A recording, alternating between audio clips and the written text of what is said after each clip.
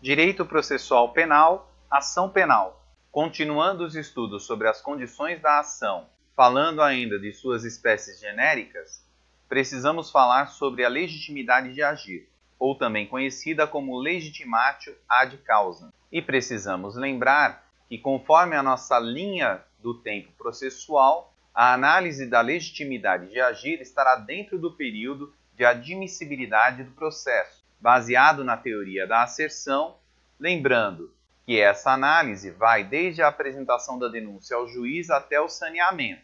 E conforme vimos em aula anterior, é possível que o juiz, antes da citação do acusado, ainda faça a análise da possibilidade jurídica do pedido, lembrando que essa tem natureza de mérito. E a legitimidade para agir nada mais é do que a análise da pertinência subjetiva para atuar no processo, nos termos do artigo 24 do CPP, que diz que nos crimes de ação pública, esta será promovida por denúncia do Ministério Público, mas dependerá, quando a lei o exigir, de requisição do Ministro da Justiça ou de representação do ofendido ou de quem tiver qualidade para representá-lo. Lembrando que no caso de morte do ofendido ou quando declarado ausente por decisão judicial, o direito de representação passará ao cônjuge, ascendente, descendente ou irmão. E ainda que seja qual for o crime, quando praticado em detrimento do patrimônio ou interesse da União, Estado e município, a ação penal será pública. Nesse caso, para verificar a legitimidade ativa para agir, temos que observar qual o tipo de ação que está sendo proposta, ou a ação penal pública ou uma ação penal privada.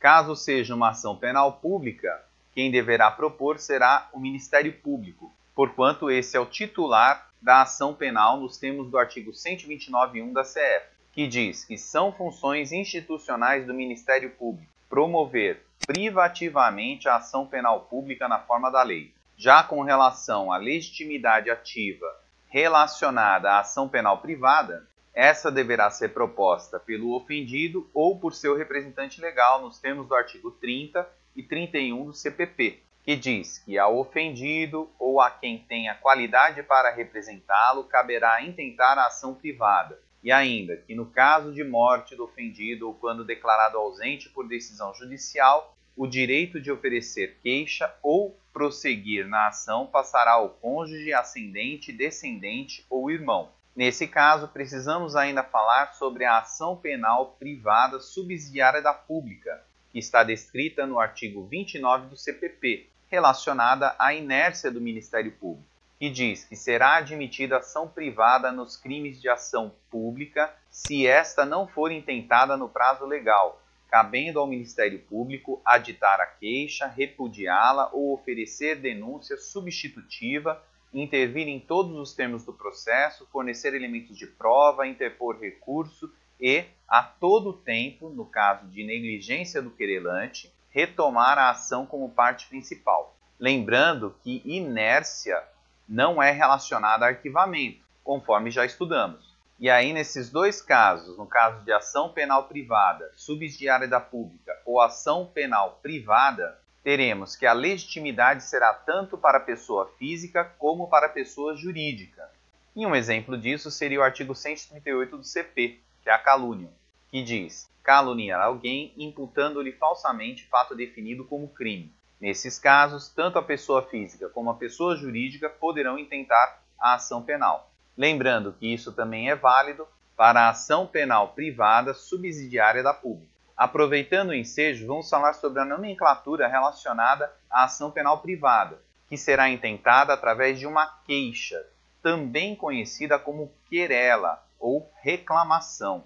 Essa queixa será realizada pelo querelante, que é a mesma coisa que queixoso ou ofendido, contra o querelado, que é a mesma coisa que ofensor. Lembrando que outras nomenclaturas foram relacionadas e devidamente estudadas quando estudamos os sujeitos do crime no direito penal. Já com relação à legitimidade passiva na ação penal, esta deverá ser intentada contra o suposto autor do fato, maior ou igual a 18 anos, porque o menor de 18 anos ele é inimputável.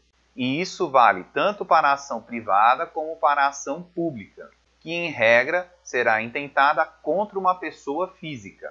No entanto, temos uma exceção em relação à ação penal pública que poderá ser intentada contra a pessoa jurídica através de uma imputação unitária, conforme estudamos quando falamos dos sujeitos do crime no direito penal. E nessa oportunidade apontamos que o Brasil é associado à teoria da realidade técnico-jurídica, determinando que a pessoa jurídica é uma pessoa real, pertence à realidade jurídica e que contém autonomia.